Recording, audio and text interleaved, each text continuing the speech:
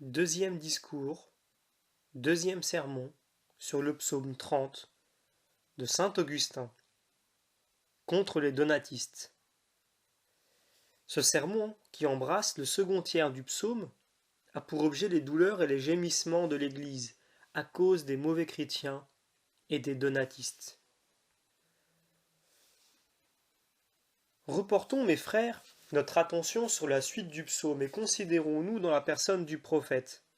Car, si nous comprenons que nous sommes dans un temps d'affliction, nous aurons de la joie au jour de la récompense. Je vous ai fait remarquer, mes frères, en exposant les premiers versets de notre psaume, que c'est Jésus-Christ qui parle. Je ne vous ai point déguisé que le Christ, ici, doit se dire du chef de ses membres. Et il me semble que les témoignages des Écritures que j'ai cités établissaient avec la dernière évidence et de manière à ne pas laisser douter que le Christ s'entend de la tête et du corps, de l'époux et de l'épouse, du Fils de Dieu et de l'Église, du Fils de Dieu fait homme pour nous, afin d'élever les fils des hommes à la qualité de fils de Dieu, afin que, par un sacrement ineffable, ils fussent deux dans une même chair, comme ils sont deux dans une même voix chez les prophètes. Le psalmiste a donc remercié Dieu par ces paroles. Vous avez regardé favorablement ma bassesse, vous avez arraché mon âme à ses suggestions, vous ne m'avez point resserré entre les mains de mon ennemi, et vous avez mis mes pieds au large. Psaume chapitre 30, versets 8 et 9. Telles sont les actions de grâce de l'homme, échappé à la tribulation, de tous les membres du Christ échappés à la douleur et aux embûches. Ayez pitié de moi, Seigneur, s'écrie-t-il de nouveau, parce que je suis opprimé. S'il est opprimé, il est à l'étroit. Comment disait-il alors? Vous avez mis mes pieds au large. Comment ses pieds sont-ils au large s'il est encore dans l'oppression? À moins peut-être qu'il n'y ait qu'une seule voix. Comme il n'y a qu'un seul corps qui parle, mais que plusieurs membres soient au large et d'autres à l'étroit. C'est-à-dire que plusieurs trouveraient faciles les œuvres de justice, tandis que d'autres gémiraient dans l'angoisse. Car si les membres n'étaient point dans des situations différentes, l'apôtre ne dirait point si un membre souffre, tous les autres souffrent avec lui. Et si un membre reçoit de l'honneur, tous les autres s'en réjouissent avec lui. Quelques églises, par exemple, ont la paix. D'autres sont dans la tribulation. Chez celles qui sont en paix, les pieds sont au large, tandis qu'ils sont à l'étroit chez celles qui sont dans l'angoisse. Mais la douleur des uns afflige ceux qui sont en paix, et la paix des autres console ceux qui souffrent. Il y a donc dans le corps une telle unité que tout schisme est banni. Et le schisme n'est que le fruit de la dissension. La charité forme le lien resserre l'unité, l'unité conserve la charité, et la charité arrive aux splendeurs éternelles. Que le corps donc s'écrie au nom de quelques membres. Ayez pitié de moi, Seigneur, parce que je suis dans l'angoisse. Votre colère a jeté le trouble dans mes yeux, dans mon âme et dans mes entrailles. Cherchons alors d'où vient cette tribulation, puisque tout à l'heure l'interlocuteur paraissait s'applaudir de sa délivrance, ainsi que de la justice dont Dieu avait généreusement enrichi son âme, et du large espace que la charité avait tracé à ses pieds. D'où vient donc cette affliction, sinon peut-être de cette parole qu'a dite le Seigneur, et comme abondera l'iniquité, la charité de plusieurs se refroidira. Car après que le Seigneur eut recommandé le petit nombre des saints, il fit jeter le filet à la mer et l'Église prit de l'accroissement. D'innombrables poissons furent saisis selon cette prédiction. J'ai publié ces merveilles, je les ai prêchées, et les auditeurs se sont multipliés à l'infini. Aussi les barques ont-elles failli être submergées, les filets rompus, comme il est dit de la première pêche du Seigneur avant la Passion. Telle est donc la foule qui se presse dans nos églises, aux fêtes de Pâques, et que leurs murailles trop étroites peuvent à peine contenir. Comment cette multitude n'affligerait-elle point celui qui voit dans les spectacles, dans les amphithéâtres, les mêmes hommes qui remplissent, naguère, nos églises? Quand il voit dans les infamies ceux qui tout à l'heure chantaient les louanges de Dieu, quand il entend le blasphème dans ses bouches qui répondaient Amen. Toutefois, qu'il persévère, qu'il s'obstine, qu'il ne s'affaiblisse pas au milieu de cette foule innombrable des méchants, puisque le bon grain ne perd rien au milieu des pailles jusqu'à ce qu'il soit vanné et mis au grenier. C'est là qu'il sera au milieu des saints, à l'abri de toute poussière qui pourrait le troubler. Qu'il persévère, car le Seigneur lui-même, après avoir dit que le grand nombre d'iniquités fera refroidir la charité de beaucoup, veut empêcher que cette foule d'iniquités ne fasse chanceler nos pas et ne cause notre chute. Et pour maintenir les fidèles, pour les consoler, pour les encourager, il ajoute ces paroles, celui-là sera sauvé, qui aura persévéré jusqu'à la fin. Considérons que telle est l'affliction de l'interlocuteur du psaume. Cette affliction devrait lui arracher des plaintes, puisque toute affliction porte à la tristesse, et néanmoins, dans sa douleur, il se dit en colère, et il s'écrie « Ayez pitié de moi, car la colère a troublé mes yeux. » Pourquoi cette colère si vous êtes dans l'affliction? Il s'irrite contre les péchés des autres. Qui ne serait transporté de colère en voyant des hommes qui confessent de bouche le Seigneur et qui le renient par leurs mœurs? Qui ne s'irriterait en voyant des hommes renoncer au monde en parole et nous en réalité? Qui verrait froidement les frères dresser des embûches à leurs frères et devenir parjure de ce baiser qui se donne en recevant les sacrements? Et qui dirait tous ces sujets de colère pour le corps du Christ qui vit intérieurement de son esprit et qui gémit comme le bon grain mêlé avec la paille? À peine sont-ils visibles ceux qui gémissent de la sorte, qui entrent dans ces colères, comme on voit à peine le grain quand on le foule dans l'air. Quiconque ne saurait point le nombre d'épis jetés dans l'air pourrait croire qu'il n'y a que de la paille. Mais, sous ce monceau que l'on croirait être entièrement de la paille, le vanneur découvrira beaucoup de bon grain. C'est donc dans ces fidèles qui gémissent en secret que s'irrite celui qui a dit ailleurs « Le zèle de votre maison me dévore ». Et dans un autre endroit, à la vue du grand nombre des méchants, il s'écrie « La défaillance m'a saisi à la vue de tous ceux qui abandonnent votre loi. » Et plus loin encore, j'ai vu les prévaricateurs et j'ai séché dans l'angoisse. Toutefois, il est à craindre que cette colère n'arrive jusqu'à la haine, car une colère n'est point encore la haine. On se fâche contre un fils, on ne le hait point pour cela. Tu conserves l'héritage à celui qui tremble devant ton irritation, et ta colère même n'a d'autre but que de prévenir sa ruine qu'amèneraient ces dérèglements. La colère n'est donc pas encore la haine, et souvent nous sommes loin de haïr l'homme contre lequel nous sommes en colère.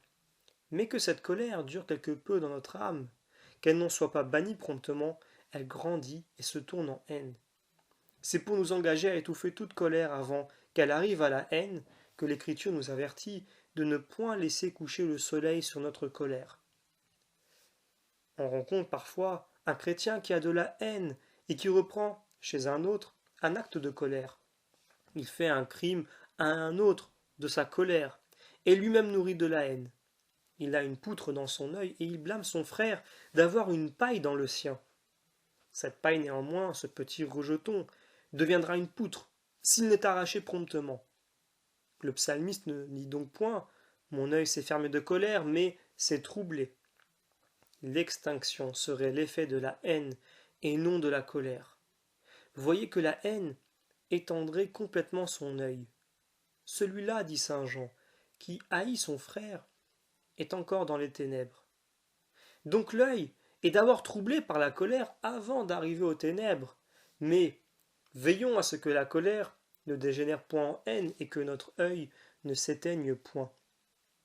La colère a jeté le trouble dans mes yeux, dit le psalmiste, et dans mon âme et dans mes entrailles, c'est-à-dire a troublé tout ce qui est au dedans de moi, car les entrailles désignent l'intérieur. Il est quelquefois permis de s'irriter contre les méchants, les pervers, les violateurs de la loi, les gens de mauvaise vie, mais il n'est point permis de crier. Or cette colère, qui ne doit pas éclater en cris, est chez nous un trouble intérieur. Le mal est parfois si grand qu'on ne peut même le reprendre. Ma vie a langui dans la douleur et mes années dans les gémissements, nous dit le prophète. Ma vie, dit le prophète, est une douloureuse défaillance. Saint Paul a dit aussi, nous vivons maintenant, si vous demeurez ferme dans le Seigneur. Tous ceux qui ont trouvé la perfection dans l'Évangile et dans la grâce ne vivent plus que pour les autres, car il n'y a plus pour eux-mêmes nécessité de vivre ici-bas. Mais comme les autres ont besoin de leur service, alors s'accomplit en eux ce mot de l'apôtre. J'ai le vif désir d'être dégagé des liens du corps et d'être avec Jésus-Christ, ce qui est, sans comparaison, le meilleur. Mais il est plus avantageux pour vous que je demeure en cette vie. Donc, pour l'homme qui voit que ses services, ses travaux, sa prédication demeurent sans fruit chez les autres, sa vie languit dans l'indigence. Funeste indigence, fin déplorable, car ceux que nous avons gagnés à Dieu sont pour l'Église une nourriture. Que dis-je? Une nourriture. Oui, elle l'a fait passer par son corps, de même que toute nourriture en nous passe par notre corps. Telle est l'œuvre de l'Église par les saints. Elle a faim de ceux qu'elle veut gagner. Et quand elle a pu les gagner, elle s'en fait une sorte de nourriture. C'est l'Église qui figurait Saint Pierre quand il vit descendre du ciel un vaste linceul concernant toutes sortes d'animaux, des quadrupèdes, des reptiles, des oiseaux, lesquels à leur tour figuraient toutes les nations. Le Seigneur nous montrait que l'Église devait absorber tous les peuples de la terre et les changer en son corps. Aussi dit-il à Pierre, tue et mange. Tue et mange, ô sainte Église, ô Pierre, puisque sur cette pierre je bâtirai mon Église. Tue d'abord, mange ensuite. Tue ce qu'ils sont et fais-les ce que tu es. Quand on prêche l'Évangile et que le prédicateur voit que les hommes n'en tirent aucun avantage, pourquoi ne s'écrit-il pas « Ma vie s'affaisse dans la douleur et mes années dans les gémissements. Ma vigueur s'affaiblit dans l'indigence et le trouble est dans mes os. » Les années que nous passons ici-bas s'écoulent dans les gémissements. Pourquoi? Parce que l'iniquité abonde et que la charité de plusieurs se refroidit. Ce sont des gémissements et non de hauts cris. Quand l'Église voit la foule courir à sa perte, elle dévore ses propres plaintes et dit à Dieu, « Du moins mes gémissements ne sont point secrets pour vous. » Cette parole d'un autre psaume, et qui s'accorde bien avec celui-ci, veut dire « Mes gémissements peuvent être cachés pour les hommes, et jamais pour vous, ils ne sont en oubli. » Ma force languit dans l'indigence, et le trouble est dans mes os. Nous avons déjà fait connaître cette indigence. Par ossements, on entend les hommes forts de l'Église. Ceux qui ne craignent point les persécutions s'émeuvent quelquefois des iniquités de leurs frères. Je suis plus en opprobre que tous mes ennemis. C'est un excès pour mes voisins, un effroi pour ceux qui me connaissent, nous dit le psaume. Quels sont les ennemis de l'Église? Les païens et les juifs? La vie d'un mauvais chrétien est pire que leur vie. Voulez-vous comprendre comment elle est plus dépravée? Le prophète Ézéchiel compare ses ennemis à des sarments inutiles. Supposez que les païens sont les arbres d'une forêt, qui est en dehors de l'Église. On peut encore en tirer quelques parties, comme un ouvrier trouve un morceau qui lui convient dans des bois ouvrables.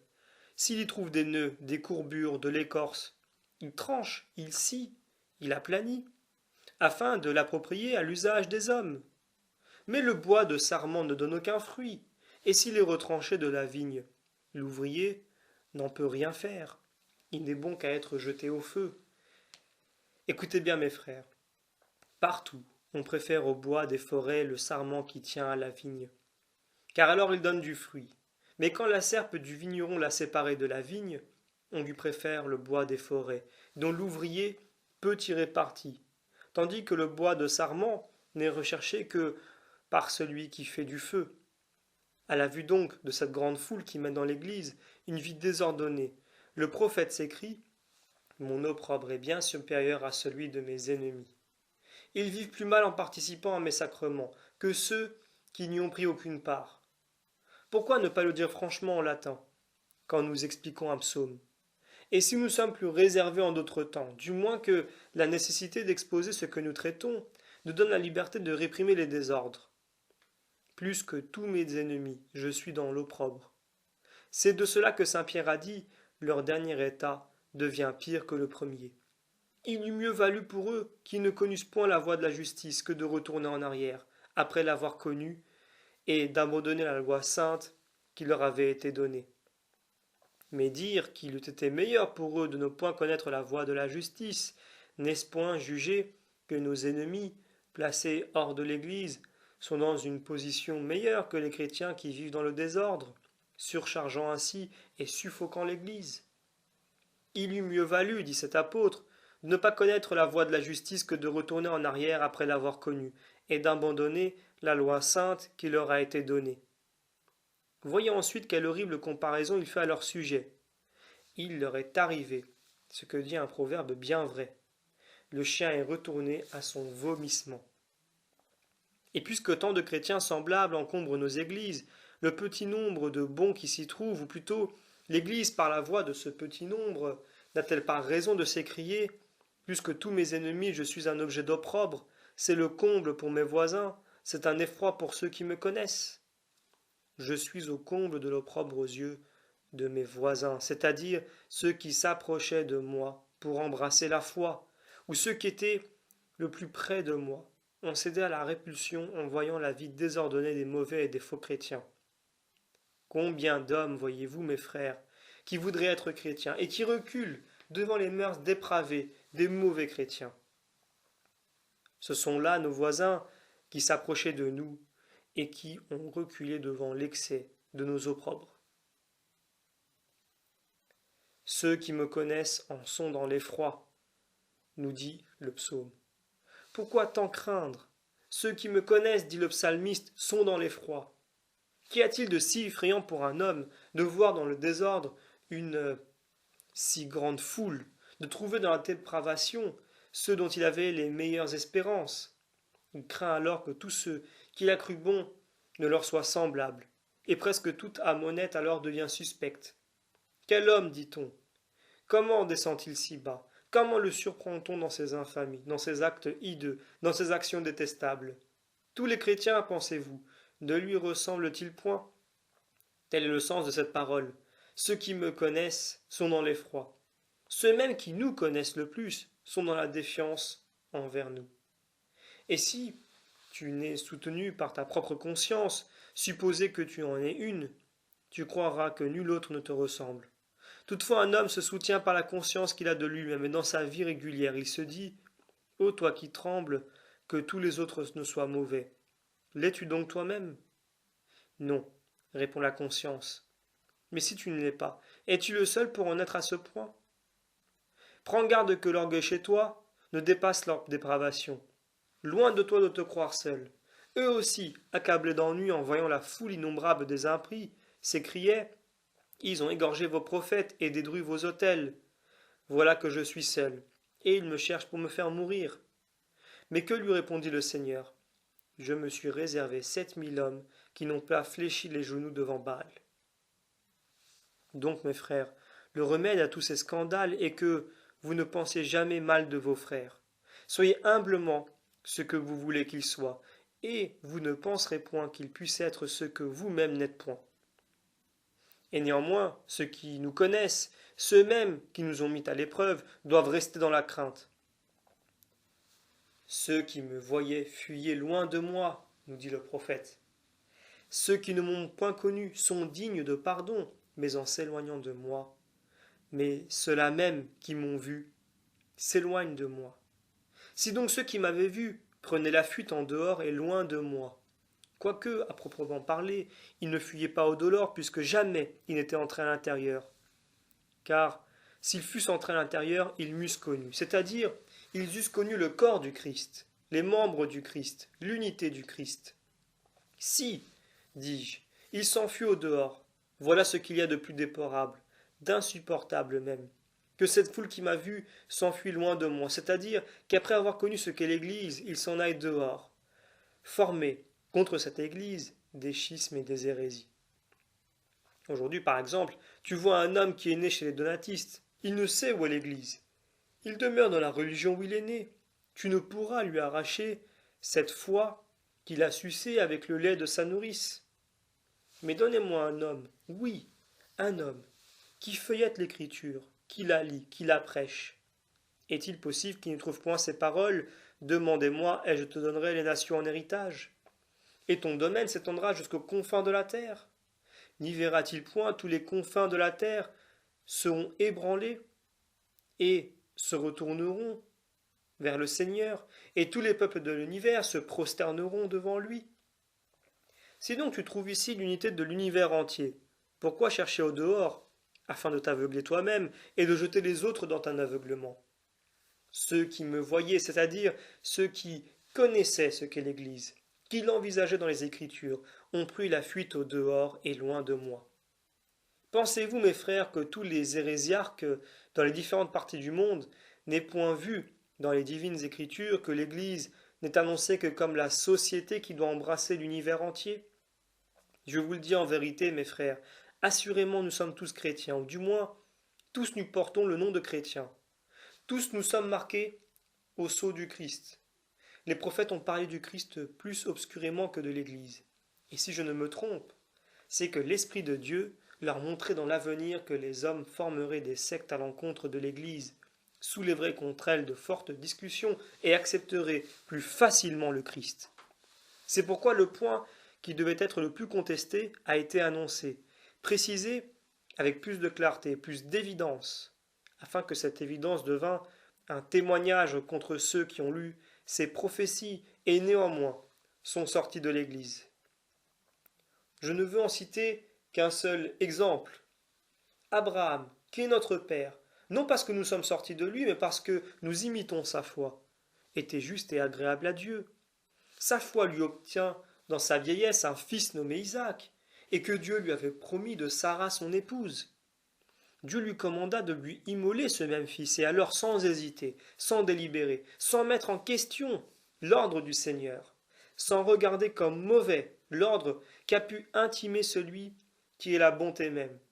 Abraham conduisit son fils pour le sacrifier, lui mit le bois sur les épaules, et étant arrivé à l'endroit marqué, il leva la main pour le frapper. À la voix du Seigneur, il abaissa cette main levée par son ordre. Pour obéir, il allait frapper, et pour obéir, il s'abstint. Toujours il obéit, jamais il n'est timide. Toutefois, afin que le sacrifice fût achevé et que qu'on ne s'éloignât point sans effusion de sang, il se trouva là un bélier, dont les cornes étaient embarrassées dans un buisson. Abraham l'immola, et le sacrifice fut achevé. Examinez cette histoire. C'est une figure symbolique de Jésus-Christ. Mais enfin, faisons jaillir la lumière par la discussion. Soulevons les voiles, afin de voir ce qu'il cache. Isaac, ce fils unique et bien-aimé, figurait le Fils de Dieu. Il porte le bois comme le Christ porta sa croix. Enfin, ce bélier désignait encore Jésus-Christ. Qu'est-ce en effet qu'être attaché par les cornes, sinon être attaché au bois de la croix? C'était là une figure de Jésus-Christ. Mais il fallait aussitôt prédire l'Église, et après avoir annoncé la tête, annoncer le corps. L'Esprit Saint, l'Esprit de Dieu, veut à l'instant prédire l'Église à Abraham, et rejette les figures. C'était en figure qu'il annonçait le Christ, et c'est ouvertement qu'il prédit l'Église. Voici ce qu'il dit à Abraham. Parce que tu as obéi à ma voix, et que tu n'as pas épargné ton fils unique à cause de moi, je te bénirai, je multiplierai ta descendance comme les étoiles du ciel, et comme le sable des mers. Et toutes les nations de la terre seront bénies en celui qui sortira de toi. Presque partout le Christ est prédit par les prophètes, sous les voiles du symbole, tandis que l'Église l'est directement, afin que ceux-là puissent la voir, qui doivent se déclarer contre elle, et que s'accomplisse en eux cette iniquité prédite par le psalmiste. Ceux qui me voyaient s'enfuyaient au dehors et loin de moi. Ils sont sortis du milieu de nous, dit saint Jean, à propos de ces apostats, mais ils n'étaient pas de nous. J'ai été mis en oubli comme un mort effacé du cœur, nous dit le psalmiste. On m'oublie, je suis tombé dans l'oubli. Ceux qui m'ont vu m'ont oublié, comme si j'étais mort dans leur cœur. Je suis oublié comme le mort effacé du cœur. Je suis comme un vase inutile. Pourquoi est-il comme le vase inutile? Il se fatiguait et ne servait à personne. Il s'est alors considéré comme un vase. Et comme il ne servait à personne, il s'appelle un vase inutile. J'ai entendu le blâme de ceux qui m'environnaient, nous dit le psalmiste. Ils sont nombreux, ceux qui demeurent autour de moi pour m'assaillir de leur blâme. Quelles imprécations ne font-ils point contre les mauvais chrétiens? Imprécations qui retombent sur des chrétiens en général. Celui qui jette sur nous le reproche, le blâme, s'en vient-il dire, voyez ce que font ceux des chrétiens qui sont mauvais? Non, mais bien sans aucune distinction. Voilà ce que font les chrétiens. Tel est cependant le langage de ceux qui m'environnent, c'est-à-dire qui tournent autour de moi sans entrer. Pourquoi tourner ainsi? Ils n'entraient point. C'est qu'ils aiment le cercle du temps. Ils n'entrent pas dans la vérité parce qu'ils n'aiment pas l'éternité. Attachés qu'ils sont aux choses temporelles, et comme liés à la roue. C'est d'eux que le prophète a dit ailleurs, faites-leur des princes mobiles comme la roue. Et encore, les impies tournent comme dans un cercle. Dans leur complot contre moi, ils délibéraient des moyens de me ravir mon âme.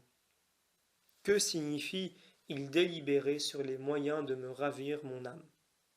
C'est-à-dire sur les moyens de m'amener à leur dépravation. Pour ceux qui maudissent l'Église sans entrer dans son giron, c'est peu de n'y entrer point. Ils veulent encore nous en faire sortir au moyen de leur calomnie. Mais s'ils te font sortir de l'Église, ils se sont emparés de ton âme. Ils ont surpris ton assentiment. Alors, tu es autour de l'Église et non plus en elle. Pour moi, au milieu de tant d'opprobre, de tant de scandales, de tant de maux et de tant de pièges, ne trouvant au dehors que l'injustice, au dedans que désordre, cherchant de toutes parts des hommes que je puisse imiter sans néanmoins en trouver, qu'ai-je fait? À quel parti me suis-je arrêté? J'ai mis en vous mon espoir, ô mon Dieu. Rien de plus avantageux ni de plus sûr. Tu voulais prendre je ne sais qui pour modèle, et tu ne l'as point trouvé bon. Ne pense plus à l'imiter. Tu en as cherché un second, et je ne sais quoi te déplaît en lui. Tu en cherches un troisième qui ne te plaît pas davantage. Faut-il que tu périsses, parce que ni l'un ni l'autre ne te plaisent? Cesse d'espérer dans un homme, car maudit celui qui a mis dans un homme son espoir. Vouloir t'appuyer sur un homme, l'imiter, en dépendre, c'est ne vouloir que du lait pour nourriture. C'est ressembler à des enfants qui veulent toujours la mamelle, alors même qu'il n'est plus convenable. Prendre du lait, vouloir que la nourriture ne nous arrive que par le canal de la chair, c'est là vouloir vivre par un homme. Sois donc dans un état de manger à table, de prendre cette nourriture qu'il prend, ou peut-être qu'il n'a jamais prise. Il est peut-être utile pour toi de n'avoir trouvé qu'un mauvais homme dans celui que tu croyais homme de bien, de n'avoir sucé dans cette mamelle que tu cherchais, comme celle de ta mère, qu'une amertume qui t'en a repoussé, afin que cette déception te fît chercher une plus solide nourriture. C'est ce que font tous les jours les nourrices pour les enfants difficiles à sevrer. Elles mettent sur leur mamelle quelque chose d'amer, afin que ces enfants, repoussés par le dégoût, quittent la mamelle et cherchent la table. Disons donc, c'est en vous, Seigneur, que j'y mis mon espoir. J'ai dit, vous êtes mon Dieu. C'est vous qui êtes mon Dieu. Arrière, Donate. Arrière, Cécilien. Ni l'un ni l'autre n'est mon Dieu. Ce n'est pas au nom d'un homme que je vis. C'est au nom de Jésus-Christ que je m'attache. Écoute ce que dit saint Paul. Est-ce que c'est saint Paul qui a été crucifié pour vous, ou bien est-ce au nom de Paul que vous avez été baptisé? Je périrais si j'étais du parti de Paul. Comment ne pas périr si je suis du parti de Donate? Arrière donc les hommes, le nom des hommes, les crimes des hommes, les rêveries des hommes. C'est en vous, Seigneur, que j'ai mis mon espoir. J'ai dit, c'est vous qui êtes mon Dieu. Ce n'est point un homme quel qu'il soit, c'est vous qui êtes mon Dieu. L'un avance, l'autre meurt pour Dieu. Il n'y a ni mort ni progrès, il n'y a nul progrès puisqu'il est parfait, comme nulle mort puisqu'il est éternel. J'ai dit au Seigneur, c'est vous qui êtes mon Dieu. Mon sort est entre vos mains, non pas entre les mains des hommes, mais entre vos mains. Quel est mon sort? Pourquoi l'appeler sort? Le nom de sort ne doit point vous faire croire à des sortilèges. Le sort n'a rien de mauvais, mais dans le doute, il indique aux hommes la volonté de Dieu. Les apôtres eux-mêmes jetèrent le sort pour choisir un successeur à ce Judas qui périt après avoir trahi le Sauveur. Ainsi qu'il était écrit de lui, il s'en est allé à sa place. Le suffrage des hommes en avait choisi deux, et l'un de ces deux fut choisi par le jugement de Dieu. Car il fut consulté pour savoir lequel des deux il voulait pour apôtre, et le sort tomba sur Matthias. Qu'est-ce donc? Mon sort est entre vos mains. Autant que j'en puis juger, il appelle sort la grâce par laquelle nous sommes sauvés. Pourquoi donner le nom du sort à la grâce de Dieu? Parce que dans le sort, il n'y a point de choix, mais la volonté de Dieu. Dire en effet, celui-ci a fait le pacte, cet autre non, c'est considérer les mérites. Et quand on pèse les mérites, il y a un choix et non plus un sort. Et lorsque Dieu ne trouve en nous aucun mérite, il nous sauve par le sort de sa volonté, c'est-à-dire parce qu'il le veut, et non parce que nous en étions dignes. Voilà le sort. C'est avec raison que la tunique du Sauveur, tissue de haut en bas, symbole de la charité éternelle, et que les bourreaux ne pouvaient partager, fut tirée au sort. Ceux qui l'eurent ainsi sont l'image de ceux qui partagent le sort des saints. C'est la grâce qui nous sauve au moyen de la foi, et cela ne vient point de vous, c'est bien là le sort. Cela ne vient point de vous, mais c'est un don de Dieu. Ce n'est point là le bénéfice de vos œuvres, comme si vous aviez fait des œuvres capables de vous en rendre digne. Ce n'est point le bénéfice de vos œuvres, afin que nul ne s'en glorifie. Nous sommes son ouvrage, créé en Jésus-Christ dans les bonnes œuvres. Le sort, en ce sens, est comme une secrète volonté de Dieu. C'est donc un sort à l'égard des hommes, un sort qui émane de la secrète volonté de Dieu, et qui n'habite pas l'injustice. Car il ne fait point acception des personnes, mais sa justice cachée est un sort pour vous. Redoublez donc d'attention, mes frères, et voyez comment l'apôtre Saint Pierre vient confirmer cette doctrine, quand Simon le magicien, baptisé par Philippe, s'attachait à lui sur la foi des miracles opérés en sa présence. Les apôtres vinrent à Samarie, où le magicien lui-même avait embrassé la foi et reçu le baptême. Ils imposèrent les mains sur les fidèles, nouvellement baptisés, qui reçurent le Saint-Esprit et se mirent à parler diverses langues. Simon fut saisi d'admiration et d'étonnement à la vue de ce miracle qui faisait descendre le Saint-Esprit sur des hommes auxquels d'autres hommes imposaient les mains. Il désira non point cette grâce, mais cette puissance, non ce qui le saurait le délivrer, mais ce qui devait satisfaire sa vanité.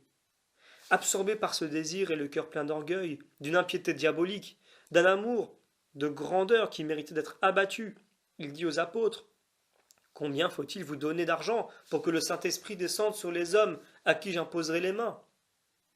Cet homme, qui ne cherchait pas les choses temporelles, qui ne cherchait que les choses temporelles, qui se tenait seulement autour de l'Église, pensant pouvoir à prix d'argent acheter le don de Dieu, il crut qu'avec de l'argent, il se rendrait maître de l'Esprit Saint, et que les apôtres seraient cupides, comme il était lui-même orgueilleux et impie.